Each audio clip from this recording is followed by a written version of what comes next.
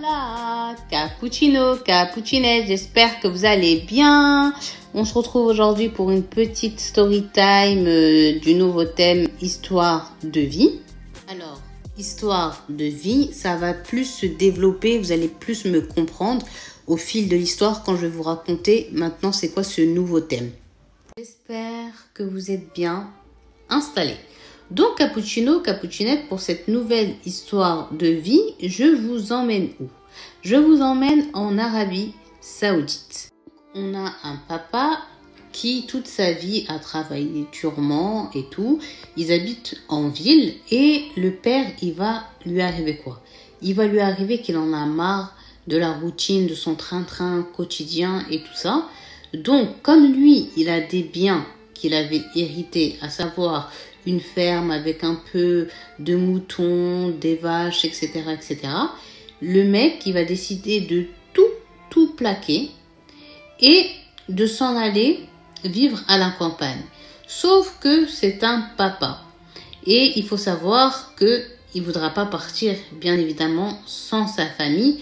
Donc, il va tout simplement imposer son choix.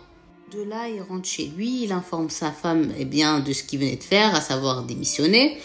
Donc, de là, la mère, c'est pas une dame, une maman en fait qui a, on va dire, un caractère face à son mari, malheureusement. Donc, elle subit juste, elle a jamais montré clairement qu'elle n'était pas d'accord, ni rien. Et il a des filles qui sont étudiantes à la fac. Donc, il a aussi des garçons, mais les garçons, eux, avaient arrêté plus tôt l'école et ils travaillaient déjà. Donc, eux, d'une manière, ils seront sauvés parce qu'ils n'auront pas à venir avec lui vu que eux, ils travaillent en ville. Mais quand on sort, vous allez voir des filles, ça va être tout autre chose. De là, le père, comme je vous l'ai dit, il a des filles qui sont à la fac. Et les autres qui sont à la fac, bon, elles étudient, elles veulent un métier, mais il y en a une vraiment, elle est déterminée à réussir et à finir son parcours universitaire avec brio. Elle est vraiment ambitieuse et tout ça. Donc, elle avait tapé du poing, elle était partie voir sa mère, lui demander de parler avec son père, de lui faire revenir la raison et tout. La mère lui a dit que c'était pas possible, elle pouvait pas et tout, que où son mari allait, elle devait le suivre. Donc, de là, elle avait réussi un peu à négocier à son père, et bien même s'il s'installait en campagne, qu'elle continue à aller à l'école, il y avait le transport, donc elle prenait les transports. Ça devenait trop difficile, et le père, il s'inquiétait beaucoup parce qu'elle devait partir tôt, traverser tout un village toute seule, et rentrer tard pareil, et traverser le village aussi toute seule. Donc, le père, il lui a dit, tu sais quoi, moi, tu arrêtes l'école. En fait, ils lui ont pas clairement laissé le choix. Lui, le père, ça y est, il était installé, ils étaient à la campagne, comme vous l'avez compris. Il avait vraiment perdu tout le stress qu'il avait accumulé en ville. La campagne, vraiment, ça le réussissait. Il était heureux, mais c'était le seul qui était heureux. La maman, on ne sait pas si elle est heureuse, si elle est malheureuse, puisque la pauvre, elle parle jamais, elle montre jamais, en fait, c'est sa vraie pensée, voilà ce qu'elle pense réellement. Et les autres filles, bon, elles s'étaient habituées et elles n'étaient pas trop scolaires comme l'autre, mais l'autre, oh non, c'était trop difficile pour elle. Si bien qu'elle va commencer à faire des grèves de la faim, qu'elle va commencer à pleurer, qu'elle va commencer à ne plus s'asseoir avec sa famille, plus dîner avec eux, ni déjeuner, ni petit déjeuner ou rien du tout. Et elle va se renfermer sur elle, quoi. Mais le père, pour lui, c'est bon, il va pas revenir sur sa décision. Donc elle, malgré tout, elle prend ses livres, elle révise et tout, et elle essaye d'avancer d'elle-même, quoi.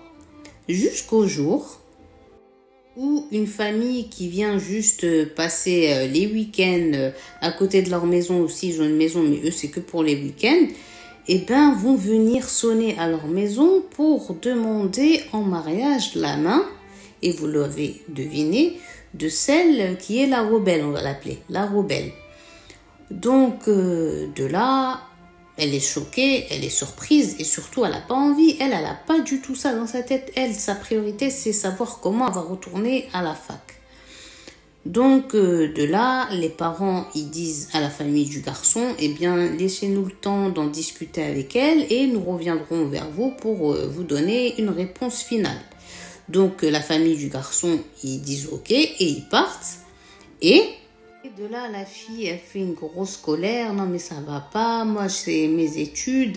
Je vais continuer mes études. J'ai pas envie de me marier. C'est pas le moment. C'est pas si. Je suis pas dans ça. Mais c'est n'importe quoi. Bref, vous avez compris.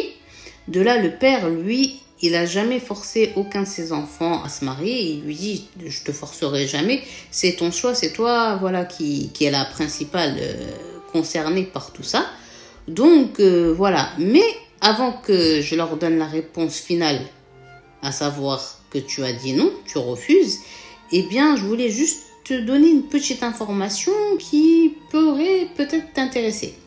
Donc la fille, elle regarde son père, genre ok, dit toujours, et là le père il lui dit, mais tu sais eux qui ils sont?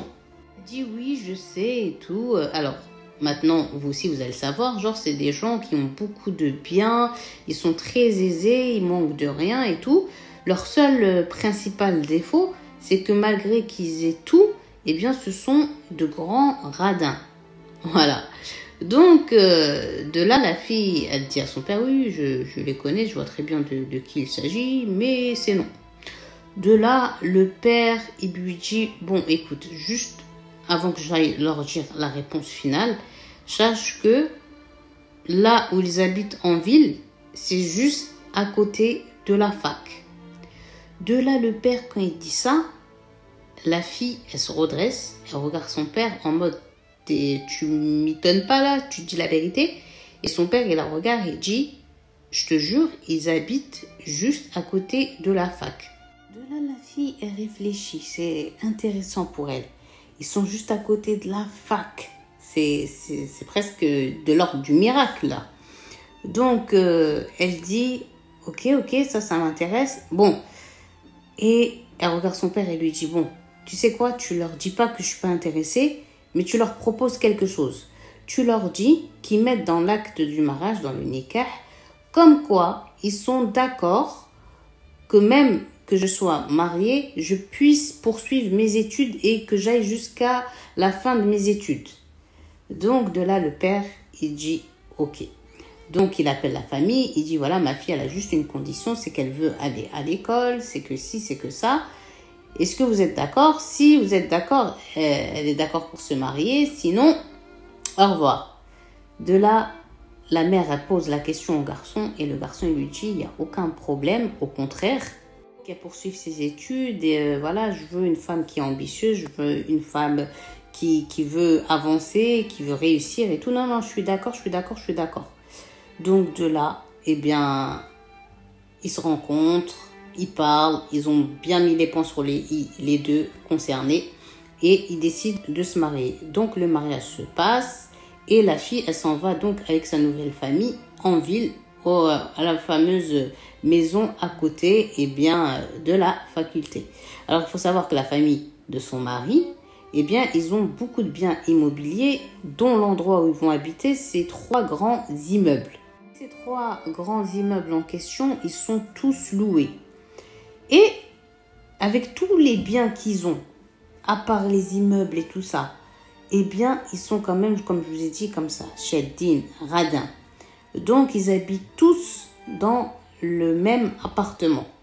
Les parents, les frères et sœurs qui ne sont pas mariés, et donc maintenant, notre nouveau couple. Et ils leur ont donné une chambre où il y a même des toilettes hashakoum et une douche, mais qui est juste séparée d'un rideau, il n'y a même pas de porte. Et c'est petit et tout, et voilà, ça fait un peu comme rustique. On ne dirait pas que c'est des gens qui ont autant d'argent, autant de biens, mais la fille, elle dit c'est pas grave, c'est ma porte de sortie et c'est aussi ça qui va me permettre, au final, de réussir et d'arriver là où j'ai envie d'arriver dans mes études. Et le lendemain matin, elle n'a pas perdu de temps, elle est partie se réinscrire et tout, et elle va commencer l'école maintenant sous peu. Il faut savoir qu'elle a des belles-sœurs et qu'elle en a beaucoup qui ne sont pas encore mariées et qui vivent là où elle vivait maintenant, mais que leur mère était super méchante avec les filles. Par contre, avec ses fils, elle était adorable, quoi. Mais avec les garçons, les filles, pardon, c'était un vrai cauchemar. Et elle ne va pas échapper à la règle. C'est-à-dire qu'elle faisait toutes les tâches ménagères, mais vraiment à fond. Elle devait faire à manger, elles n'avaient pas le droit de sortir, elles n'avaient pas le droit de beaucoup de choses. Elle, heureusement, en fait, qu'elle était mariée et qu'elle allait à la fac et qu'elle pouvait sortir. Elle aurait fini comme ses belles-sœurs si elle n'avait pas dit la condition qu'elle voulait finir sa fac et tout ça. Elle aurait été comme elle, des prisonnières, quoi. Et de là, faut savoir qu'avec son mari, ça se passait super bien. Il était très gentil, mais il n'avait pas beaucoup de temps, à passer avec elle parce qu'il y avait beaucoup de biens à eux qui devaient gérer. Donc c'était la priorité. Et sinon, elle aussi, la pauvre, elle gérait sa fac, elle devait gérer sa belle famille, surtout sa belle-mère. Elle devait elle aussi, participer aux tâches comme les autres belles-sœurs là. Elle faisait tout et tout. Jusqu'au jour, la rebelle, elle va se rendre compte de quoi? Qu'elle est enceinte. Donc, elle était super contente, mais en même temps pas trop, parce qu'elle demandait maintenant comment elle allait gérer avec ses études. En plus, sa famille, à elle, genre sa mère et tout, ils sont loin. Comment elle allait faire?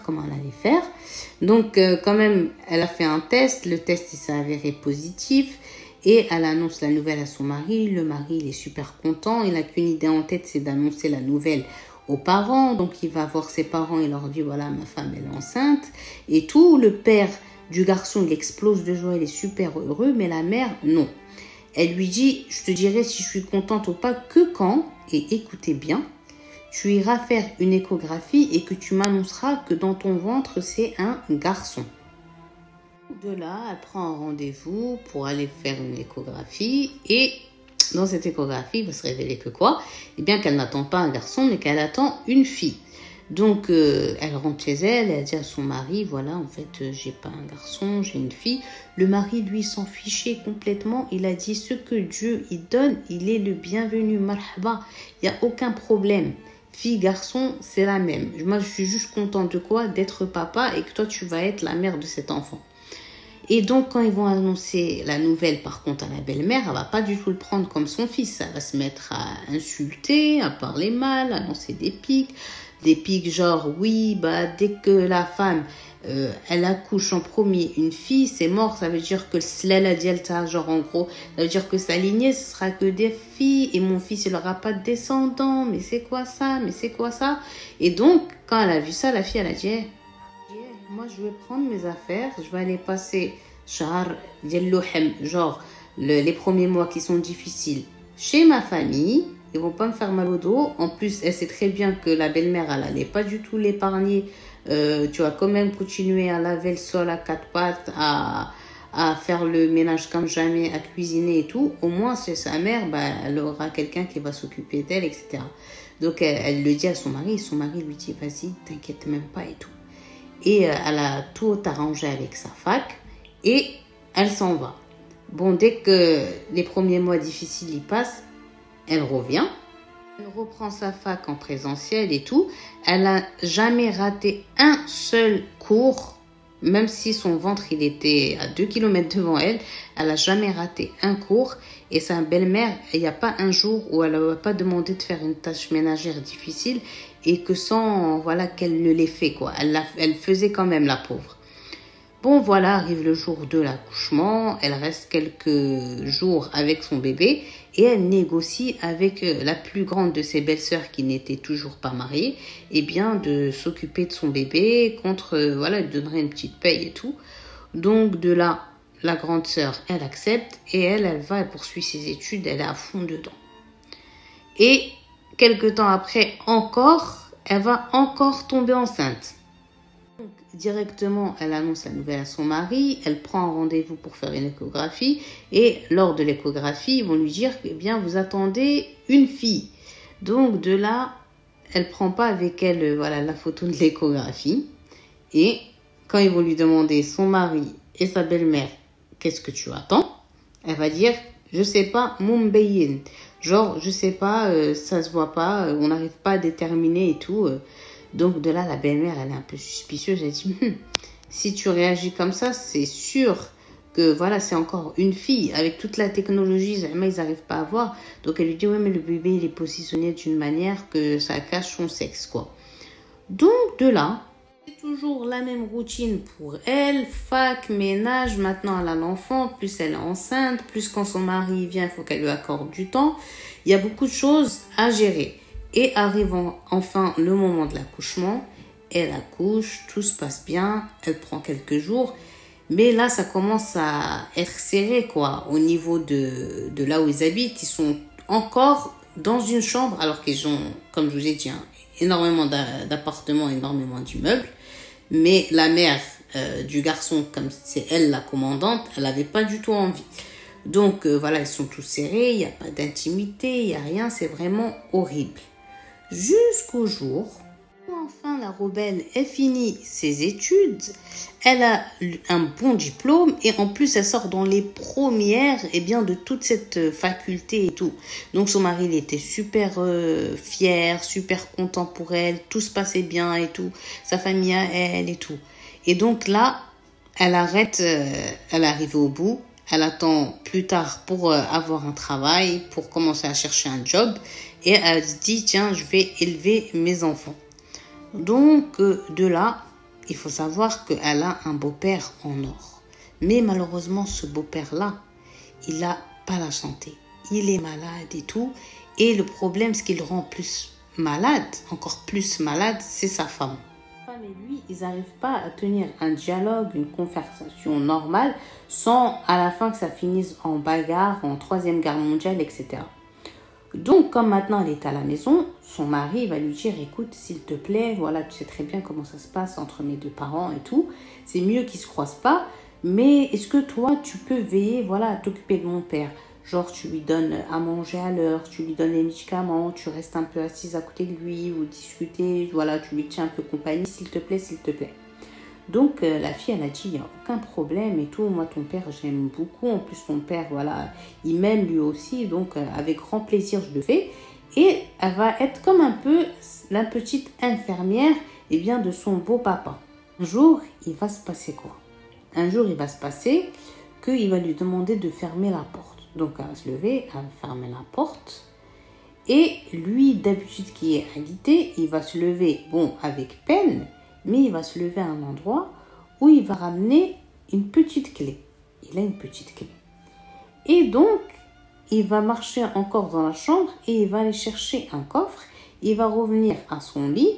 Il va mettre la clé dans ce coffre, tourner la clé, ouvrir le couvercle. Et qu'est-ce qu'elle va voir à l'intérieur de ce coffre? Cappuccino, cappuccinette. À l'intérieur de ce coffre, il y a au moins 1 million de réals. 1 million. Elle est choquée. Elle n'a jamais vu autant d'argent comme ça en physique devant elle et tout. Et lui, en fait, il avait pris cet argent parce qu'il devait payer une facture. Donc, il a sorti l'argent de son coffre et il prend un peu d'argent et il lui dit, tiens, ça c'est pour toi, c'est ton cadeau. Tu t'occupes bien de moi et tout, tu le prends. Elle voulait pas. Elle lui a dit, non, moi, je m'occupe pas de vous par rapport à l'aspect financier et tout. Non, mais jamais, vous êtes comme mon père. Il lui dit, prends-le pas alors pour ça, mais prends-le pour faire plaisir à tes filles. Et donc, il l'a forcé et elle a pris. Et dès qu'il a fini, il a refermé tout, il a tout remis en place. Et de là, il va lui dire, ah, tu sais quoi? Le geste que je viens de faire là, je ne l'ai jamais fait. Je suis mariée, ça fait des années avec ma femme. Elle ne sait pas où je cache mes choux, ni la clé, ni rien du tout. C'est tellement je t'aime, tellement je te fais confiance. Eh bien, j'ai fait ça devant toi. Parce que je t'aime plus que mes filles, je t'aime plus que n'importe qui d'autre dans la maison. Et ton mari, genre son fils, aussi, il l'aimait beaucoup, mais jamais il a fait ça, genre devant personne, c'est simple. Elle était super choquée et voilà, aussi ça l'a touchée parce que ça veut dire, ouais, en gros, il l'aime vraiment, quoi. Et ils vont continuer comme ça, voilà, leur petite vie. Il lui a surtout dit de dire à personne et tout, elle lui a promis et tout. Et continuer leur life jusqu'au jour. Là, Cappuccino, Cappuccinette, on est plein milieu du Ramadan, la nuit du destin, Laylatul Qadr. Et il n'y avait personne à la maison. Les filles avec leur mère, elles étaient sorties. Les garçons, ils étaient au travail. Il n'y avait que la rebelle avec ses filles à la maison et elle était enceinte. Et le beau-père, Miskin, il est vraiment trop malade. Mais vraiment, vraiment beaucoup. Jusqu'à un moment même, elle va devoir prendre son téléphone, appeler son mari et lui dire de venir au plus vite, emmener son père à l'hôpital parce qu'il est vraiment pas bien. Donc de là, elle raccroche. Et le fils, il vient chercher son père, il le ramène à l'hôpital. Et à l'hôpital, il voit vraiment que malheureusement, on est sur la fin. Donc de là, il appelle sa femme, il lui dit, est-ce que ma mère et mes soeurs et toute la famille sont rentrés, ils sont là et tout. Elle a dit oui. Il lui dit, ouais, bah dis-leur, ils se préparent, ils viennent au plus vite. Parce que les médecins, ils ont dit, il faut qu'ils viennent pour qu'on dise au revoir à papa. De là, la rebelle, elle est super triste, super choquée. Elle dit à son mari, bah moi aussi, je prépare les filles et tout, et je prends un taxi, je viens vous rejoindre.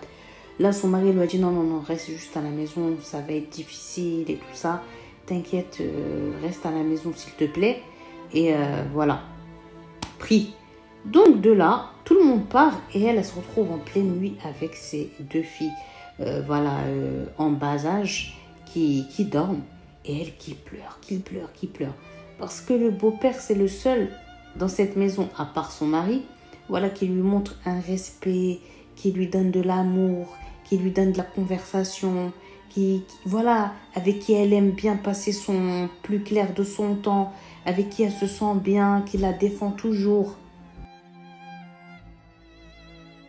Donc tout le monde part et elle est là, toute seule. Ses filles dorment et elle se met à pleurer, pleurer, pleurer. Jusqu'au moment où Shaitan, Iblis là, il va commencer à lui mettre des idées dans la tête. Vous allez voir lesquelles. Elle est là, elle est assise, elle pleure. Elle va penser à quoi? Elle va penser à la petite clé. La petite clé de quoi? La petite clé du coffre. Et il y a quoi dans le coffre? Le money, money, money, il y a l'argent. Donc elle commence à penser, penser, penser. Et elle se dit, moi, ils m'ont toujours fait la misère. Bon, à part lui, ils m'ont pas respecté. J'ai toujours tout donné. J'ai besoin, moi aussi, voilà, que ma vie, elle évolue. J'ai besoin qu'on habite dans un autre cadre. J'ai besoin... Elle est en train de faire la liste, quoi, pour essayer d'éteindre le remords et de se donner le courage de se lever et de faire ce qu'elle va faire. Et de là, quand même, elle se dit, non, c'est pas bien, ça va être un péché. Non, je vais le regretter. Et après, elle dit, mais si, j'ai besoin. Parce que, et en même temps qu'elle est entre le oui et le non, le téléphone, il va sonner. Le téléphone, il va sonner et c'est son mari. Et dès qu'elle décroche, elle comprend parce que son mari pleure et elle entend derrière les cris et tout. Elle comprend que son beau-père, ça y est, il est mort. Donc de là, il lui dit, ouais, s'il te plaît, prépare les affaires des petites et tout, parce qu'on va aller l'enterrer. Voilà, c'était sa dernière volonté, c'est d'être enterré dans son village natal et tout ça et tout ça. Elle lui dit, ok, y a pas de problème, elle raccroche et pleure. Mais en même temps, elle se lève et dit, c'est le moment ou jamais. Et donc, elle va dans la chambre, elle prend la clé du beau-père, elle prend le coffre, elle l'ouvre, elle est là tous les 2 minutes, elle regarde partout, elle est mal à l'aise, elle est honteuse, elle a peur qu'ils ouvrent la porte et qu'ils la grillent. Et donc de là, elle ouvre le coffre, elle met sa main comme ça, elle prend des billets, elle regarde même pas, tout était bien rangé déjà et tout avec élastique. Elle prend comme ça une poignée de billets et elle referme et elle remet tout en place. Et à part, elle prend les affaires de ses filles, elle met dans la valise, elle met au milieu des habits de ses filles, dans leur valise. Et elle va s'asseoir normal, elle attend sa belle famille et tout. Ils reviennent, tout le monde pleure et tout le monde n'est pas bien, tout le monde est au bout de sa vie. C'est normal, c'est leur père et tout. Donc elle est là, elle pleure.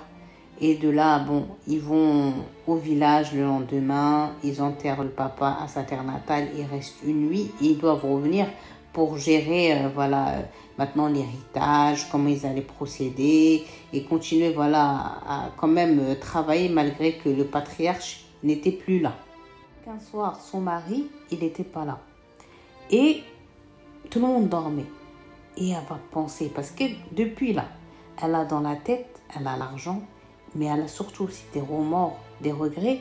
Mais même si elle veut rattraper son acte, maintenant c'est mort, vu que, ils avaient découvert après le coffre du père que l'héritage, il avait déjà été partagé et tout. Si elle vient à l'orgie, elle peut avoir des problèmes. Donc elle n'avait pas envie. Donc elle prend la valise, elle ouvre, elle compte l'argent. Elle compte, jusqu'à elle va se rendre compte qu'en fait, elle a pris 300 000 rials. C'était quand même beaucoup. Donc de là, elle est choquée. Elle ne savait pas, elle avait pris combien.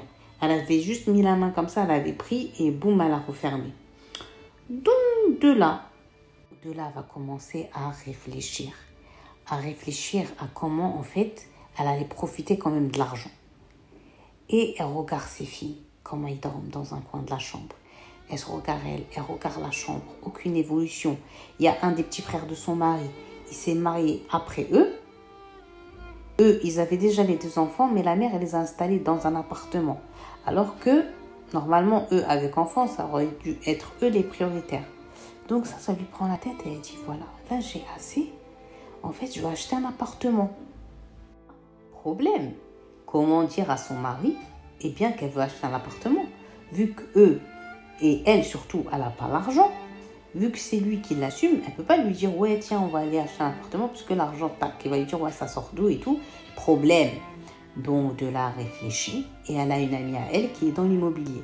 Elle voit que la somme d'argent, elle dit « Tiens, je vais lui demander, s'il n'y a pas un appartement, dans son agence, autour des 130 000, tatati, comme ça, je le prends et tout. Et j'aviserai, je trouverai comment dire à mon mari après. » Là, elle appelle sa copine qui est dans l'immobilier et elle lui dit, écoutez bien, mon petit frère, il veut acheter une maison, en fait, il veut m'offrir une maison et autour de tel prix, 130, 140, s'il y a et tout. Et elle lui explique, la copine elle dit, ouais, tu sais quoi, subhanallah, moi, ma maison, elle est finie d'être construite, il me reste que les finitions. Et mon appartement, je l'ai mis en vente et il est vraiment, comme tu as dit, tu le connais, et tout. Et je te le vends et je te laisse tout à l'intérieur. Et de là, elle est choquée. Elle lui dit, ouais, tu ferais ça et tout. Elle lui dit directement, si tu as l'argent disponible, tu viens, on fait les papiers et bismillah, tiens les clés. Elle a dit, ok. De là, elle appelle son petit frère. Elle lui dit, écoute, demain tu prends le bus, tu viens. Urgent, il faut que je te parle d'un truc et tout, je te donnerai un billet et tout, t'inquiète. Donc son petit frère, il vient et tout, elle va avec lui dans un café et lui dit, écoute, mon mari, il a peur de sa mère et il veut acheter une maison, mais regarde, il veut pas que tu sois normalement au courant, j'ai pas le droit de te dire. Mais écoute-moi bien, ok? On va aller. L'appartement, c'est une pote à moi et tout qui va le vendre. Mais tu vas faire comme si c'est toi, en fait, qui va me l'acheter et tu vas me l'offrir. Et après, on va aller, je vais tout mettre sur mon nom et tout. Mais il faut que tu fasses croire à ma copine que c'est toi l'acheteur. J'espère que vous avez compris. Son petit frère, il me dit, t'inquiète même pas et tout, juste donne le billet. Donc, elle lui donne l'argent. Et ils partent ensemble, ils visitent l'appartement. Il fait vraiment genre que il est super intéressé, super ci, super ça, et qu'il veut l'offrir à sa sœur, nanani, nanana. Donc, une fois que c'est ok, ils sont partis, ils ont fait les papiers et tout, et il y a eu la vente, et maintenant les clés, ils sont chez la meuf. Mais maintenant, elle est en panique de quoi? Que le frère, il l'appelle, et qui sait qu'il y a le frère, et qui dit, bon, je vais venir boire un truc avec ton frère et toi dehors, je vous rejoins quelque part. Et que de là, le frère dise « Mobrouk, félicitations pour l'appartement que tu as acheté à ma sœur ». De là, elle lui rajoute un autre billet et lui dit « Vas-y, rentre et tout, va faire plaisir aux parents avec l'argent que je t'ai donné, tatati, tatata ». Et le petit frère, il part. Bon, problème numéro 1 résolu. Maintenant, on va aller au problème numéro 2, à savoir comment on va annoncer ça au mari et à la belle-mère. Donc, sur tout le chemin, elle est là, mesquine, elle réfléchit, elle couche, elle n'est pas bien et tout. Elle arrive, son mari, il est là. Elle lui dit, ouais, il faut que je te parle de quelque chose. Toute la journée, j'étais avec mon frère et tout. Il y a un pote à lui, il s'est marié, il s'est barré, il est parti aux États-Unis et tout. Et il avait un appartement ici, il est trop, trop bien. Voilà, tu vois la situation dans laquelle on est. Nos enfants dorment dans un coin comme ça. Il n'y a pas d'intimité. Moi, j'en ai marre et tout. Et donc, j'ai demandé avec mon frère, il négocie avec lui. Et il lui a dit, voilà, il nous laisse l'appartement. En contrepartie de... C'est nous qu'on paye l'électricité, tatati, tatata. Ça, au moins, voilà son appartement. Voilà, il l'aura pas perdu et tout. Et son mari lui dit, ouais, mais imagine, ça se passe mal pour lui aux États-Unis, il revient, et nous, comment on va faire? Elle a dit, non, t'inquiète et tout, lui, il va pas revenir maintenant, Inch'Allah, tout va bien se passer, t'inquiète pas, et tout, s'il te plaît, fais-moi ce plaisir. Elle est restée, elle est restée, elle est restée, elle est restée. Le mec, il lui a dit, vas-y, y a pas de problème. Mais elle lui dit, par contre, elle, c'est pas moi, je vais aller l'annoncer à ta mère et tout. Il lui dit, non, vas-y, je vais y aller. Donc, il sort de la chambre, il prend sa mère à part, il discute avec elle, elle commence déjà à crier, mais ça va pas et tout. Non, tu pars pas, tu pars nulle part. Voilà, moi, je compte sur toi et tout. Alors que là où ils vont habiter, c'est pas du tout éloigné de là où ils sont. La belle-mère, elle n'arrivait pas à supporter l'idée, et bien que son fils, voilà, vive ailleurs, avec sa femme, tranquille, avec leurs enfants, sans que, voilà, elle leur empoisonne la vie, quoi. De là, son fils, il a dit, non, maman, c'est décidé et tout ça, mes filles, elles sont en train de grandir, j'ai besoin d'avoir de l'intimité avec ma femme, elles ont besoin d'avoir leur espace, on va accueillir notre troisième enfant, donc voilà, là, on part, quoi. Donc la mère, elle a dit, bon, si c'est ta décision finale, bah voilà, j'ai rien à dire. Donc directement, dès qu'elle a entendu ça, la rebelle, elle est partie, elle a ramené les valises, elle a commencé à remplir, elle a ramené des cartons, elle a commencé à tout ranger. Et elle s'est mise à côté de la porte, elle a dit au revoir à ses belles-sœurs, elle a dit au revoir à sa belle-mère. La belle-mère, elle est choquée. Elle lui a dit, ouais, t'as tout pris et tout. On dirait, ça y est, tu vas jamais revenir, alors qu'il m'a dit que c'est à quelqu'un qui est à l'étranger. Donc quelqu'un qui est à l'étranger, c'est sûr il va revenir un jour. Pourquoi tu prends tout? Je dis, non, belle maman, je prends tout parce que j'ai pas envie tous les 2 minutes. Si j'oublie quelque chose, si je laisse des choses ici, je vais venir vous déranger et tout ça. Et tout t'inquiète et tout, nanana. Elle lui dit, écoute-moi bien, la belle-mère. Là, tu crois trop, moi, je suis mon pouce encore. Ça se voit, tu vas jamais revenir. C'est pour ça que t'as gagné, t'as pris mon fils. Bon, de là, ils partent et tout. Elle lui dit dans la voiture, la rebelle à son mari, tu vas voir, chérie, l'appartement comme il est, on va être trop bien, les filles, elles vont être contentes. Notre troisième enfant, voilà, il va venir dans un espace sain, tu vas voir, tu vas voir, tu vas voir. Et lui, il est pressé et tout. Et c'est vrai que le quartier, il était trop bien. Il y a des bonnes écoles, il y a des centres commerciaux de ouf. Il y a tout à proximité. Ils arrivent en bas de l'immeuble de l'extérieur, il est vraiment beau. Ils rentrent dans l'appartement, le mari, il est choqué. Les enfants, elles sont contents, tout le monde a sa chambre, tout le monde est bien. Et de là, le mec, il est super heureux. Et subhanallah, dès que ils ont eu, voilà, leur espace de vie, un appartement et tout, le mec, il rentrait tous les soirs maintenant. Il n'y avait plus, ouais, je suis obligée de dormir ailleurs et tout ça, rester sur place. Non. Il rentre chez lui, il passe du temps avec sa femme, il passe du temps avec ses enfants. Les petites filles, elles sont super épanouies. Elle vit bien sa grossesse. Elle a eu une autre bonne nouvelle, c'est qu'elle a été embauchée dans une bonne boîte avec les diplômes qu'elle a, voilà, un bon salaire. Tout était au mieux. Sauf que, malgré tout ça, la rebelle, elle sentait que le remords, il commençait à la gagner. Le remords et la peur de son petit frère, il vient, il débarque et il lui dit, ouais, félicitations pour la maison que tu as achetée, ou qui tombe sur sa copine. Ah, franchement, votre femme, elle a de la chance d'avoir un frère pareil qui lui offre une maison. Il y avait beaucoup de choses, elle était pas bien. Bon, là, elle accouche un petit garçon. Et ils étaient super contents, ils étaient super heureux. Donc elle oublie un peu, voilà, la bêtise qu'elle avait commise et tout. Et elle dit qu'au bout d'un moment, le bébé, il tombait malade. Ils vont de médecin en médecin. Ils lui font toute une batterie d'examens, le pauvre. Et les médecins, ils n'arrivent pas à dire de quoi le petit, il souffre. Parce qu'ils n'arrivent pas à trouver la quoi. Mais la rebelle, vu que les médecins, ils n'arrivaient pas à lui dire, ouais, votre fils, il souffre de ci, de ça et tout, qu'est-ce qu'elle commence à se dire? Elle commence à se dire, c'est un iqab, c'est une punition. C'est Dieu qui est en train de me punir parce que j'ai commis tel acte. J'ai volé l'argent d'orphelin. J'ai mangé l'argent d'orphelin. Et elle n'était pas bien. Et elle dit, tout le mal que j'ai fait, maintenant, c'est en train de ressortir sur mon fils. Et donc, elle n'était pas bien. Elle n'était pas bien. Plein de fois, elle voulait dire à son mari. Plein de fois, elle allait craquer, avouer. Mais elle avait trop peur. Jusqu'à un soir où son fils, il a fait une fièvre énorme. A pleuré toutes les larmes de son corps. Miskin, ce petit bébé innocent et tout. Et elle, dans sa tête, elle avait une voix qui disait, avoue, avoue, avoue, avoue. Et elle va coucher chez fille. Elle va partir voir son mari.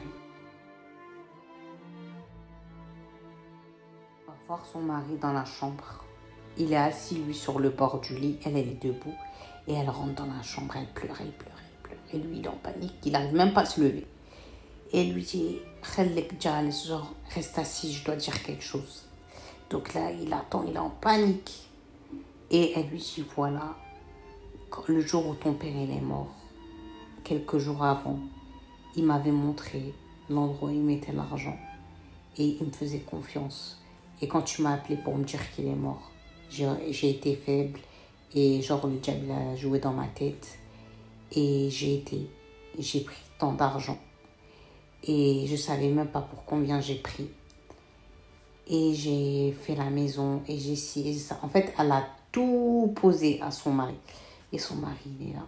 Il ne fait même pas où il parle. Il est juste comme ça, choqué de ce qu'il est en train d'entendre. Puis il est là, sa femme, elle pleure, elle est triste, elle est au bout de sa vie et tout. Il la regarde quand elle a fini de parler. Il lui dit, t'as fini? Elle lui dit oui. Et elle attendait quoi? Une réaction, des cris, voire même qu'ils disent, ouais, vas-y, je divorce et tout. Mais le mec, il va dire, ok, il va se mettre dans son lit, il va éteindre la lumière du chevet et il va dormir. Et elle est debout comme ça, en train de le regarder, en train de dire, ouais, je suis sous ma gueule, c'est pas possible. Donc elle n'est pas bien. Elle va se mettre dans le lit, mais elle va pas fermer l'œil de la nuit. Elle surveille son mari, elle se dit, ouais, ça se trouve, il attend que je m'endors, il va m'étouffer, il va faire quelque chose, parce que, ouais, aucune réaction comme ça, alors que je viens de lui annoncer la dinguerie que j'avais commise, c'est pas possible, il y a un problème. Le lendemain, il se lève, les filles, des jeunes, ils sont prêtes pour aller à l'école. Lui, il est là, il rigole avec tout le monde et tout. Elle est là, à côté de lui, elle est honteuse, elle est pas bien, elle est mal à l'aise, mais lui, il lui parle normal, comme si, genre... voilà, il n'y avait pas une discussion la veille. Il va, il dépose ses filles. Quand il rentre, elle lui dit, viens, il faut qu'on parle. Elle lui dit, écoute, voilà, moi, je t'ai avoué ce que j'ai fait et tout. Mais je ne t'ai pas avoué pour souffrir encore plus parce que déjà, je suis mal. Je me sens coupable par rapport à mon bébé. Je me sens coupable et honteuse par rapport à ton père, par rapport à toi, par rapport à toute ta famille. Je me sens pas bien. Si tu comptes me faire de la pression psychologique, wallah, rien, divorce-moi maintenant et j'accepte parce que je l'aurais mérité, tu vois. Mais tu peux pas me laisser genre en mode comme ça, pause. Genre tu parles pas ou tu me dis pas la vraie pensée quoi. Dis-moi, crie, fais quelque chose. Et de là, son mari s'assoit, il la regarde et lui dit, mais non, pourquoi tu veux que je crie, je t'insulte et tout ça, alors que tu as fait quelque chose, en fait, qui m'a donné ma liberté. Je dis, franchement, et tout, je t'en veux pas. Regarde, maintenant, je me suis retrouvée moi-même. J'ai retrouvé le goût de vivre parce que j'étais déprimée. J'ai retrouvé mes filles. Je t'ai retrouvé toi. On a un toit. On vit bien. Il nous manque rien. Voilà. On serait resté avec ma mère sans que mon père soit dans nos vies. Ça aurait été un véritable cauchemar. Et toi, tu as pensé à nous. Genre, tu n'as pas pris l'argent, tu ne l'as pas caché pour toi seulement, quoi. Tu as fait quelque chose pour sauver notre famille, pour sauver notre bonheur, pour nous, quoi. Donc, voilà, il lui dit plein d'arguments et tout. Et elle est dans l'incompréhension. Et elle est même mal à l'aise, quoi, face à comment il réagit et tout. Limite, il a des larmes aux yeux de... il a des larmes aux yeux par rapport à voilà ce qu'elle a fait, quoi. Donc de là, il vient, il la serre, il lui dit genre je t'en veux pas et tout, je t'en veux pas. Et elle le pousse, elle lui dit mais ça va pas. C'est à cause de ce que j'ai fait que notre bébé il est malade, j'en suis sûre. Et elle pleure. Elle lui dit mais tu sais, j'ai réfléchi et j'ai pris ma décision. Et maintenant, c'est toi, tu vas passer à l'action. Il lui dit quoi? Elle lui dit, écoute, j'ai été prendre un crédit. Il lui dit, ok. De 300 000 réals comme j'avais pris à ton père. Il lui dit, ok. Elle lui dit, tu vas prendre l'argent, tu vas le ramener à ta mère et à tes frères et à tes sœurs. Et tu leur dis pas que c'est moi. Tu m'affiches pas. Mais tu leur dis que il y a un ami à ton père, tu sais pas c'est qui, il n'a pas voulu donner son nom, il s'est retrouvé avec peine et que genre ton père, voilà, il m'avait prêté de l'argent, mais que tu as entendu qu'il est mort et que tu n'as pas envie que ce crédit, voilà, il reste parce que c'est pas bien. Donc tu veux rendre le crédit et tu leur fais croire ça. Et de là, le mari la regarde en mode, t'es sûr? Elle dit oui, je suis sûre et tout, voilà, fais ça et tout. Donc de là, il prend l'argent. Il va chez sa mère, il va chez ses frères et sœurs. Voilà, il y avait tout le monde qui était réuni. Il dit ce que sa femme elle lui a dit de dire. Et ils étaient choqués, ils essaient de savoir, mais c'est qui, il est comment et tout. Et il dit non, mais laissez tomber, je connais pas, il n'est même pas de Riyad, quoi, il n'est même pas d'ici. Donc de là, ils ont séparé ça entre eux, quoi. Quand ils lui ont dit, et toi, il lui a dit, ouais, c'est bon, j'ai pris ma part, ben, parce qu'il fallait pas que ça revienne. De là, la femme, elle s'est sentie apaisée. Elle est partie sur la tombe de son beau-père, elle lui a demandé pardon, elle fait beaucoup de prières pour lui et tout ça. Mais le pire, c'est pas ça, c'est que le bébé, eh bien, du jour au lendemain, toutes ces maladies, voilà, qu'on ne savait pas nommer, eh bien, le petit, il va plus rien avoir. Ni les grosses poussées de fièvre, ni les douleurs, ni rien du tout. Et donc, de là, la mère, elle était convaincue que c'est par l'acte qu'elle avait fait, en fait, que le bébé, il souffrait, quoi. Et que c'est ça qui l'a éveillée, mais que s'il n'y avait pas eu peut-être son enfant et tout ça, elle aurait peut-être jamais expié son péché, avoué son péché, etc. Maintenant, ils vivaient librement, bien, sans secret dans leur cœur, sans elle ou surtout elle, quoi. Et quelques temps après, elle a fait un rêve de son beau-père qui, voilà, la regardait en souriant. Donc, elle en a déduit que, voilà, il avait comme accepté tous les pardons qu'elle lui demandait, quoi. Et que c'était ce rêve-là, c'était la réponse, en gros, qu'il lui avait pardonné. Donc, voilà, Cappuccino, Cappuccinette, pour cette première histoire de vie. Fini cette vidéo.